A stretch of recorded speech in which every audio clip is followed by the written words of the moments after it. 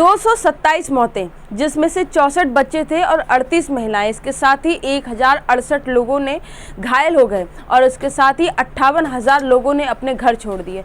इतने बड़े नरसंहार के बाद में अब इजराइल और फिलिस्तीन के बीच में सीज फायर का ऐलान हो चुका है। हालांकि सीज फायर के पीछे भी एक कहानी है। कई देशों ने इजराइल और फिलिस्तीन पर यह दबाव डाला था कि कहीं ये युद्ध विश्व युद्ध के रूप में तब्दील न हो जाए, इससे पहले ही आप लोगों को ये युद्ध रोक देना चाहिए। हालांकि उस वक्त इजराइल ने इससे साफ इनकार कर दिया। जब बेंजामिन नेतन्याहू से जो बाइडेन, जो कि अमेरिका के राष्ट्रपति हैं, उनसे बात हुई, तब बेंजामिन नेतन्याहू ने कहा कि हम इस युद्ध को आखिरी परिणामों तक लेकर जाएंगे। हालांकि उस वक्त मना कर दिया था, लेकिन अब सीज फायर का ऐलान करके खुद इजराइल ही बैठा हुआ है। सबसे बड़ी बात यह है कि इस युद्ध में अब रूस और अमेरिका जैसे देश भी अब मुख्य भूमिका निभाने वाले थे। यानी कि अभी तक दो देशों के बीच लड़ाई चल रही थी, उसके बाद ऐसी संभावना थी कि ये देश भी आकर अब लड़ाई में समर्थन देंगे।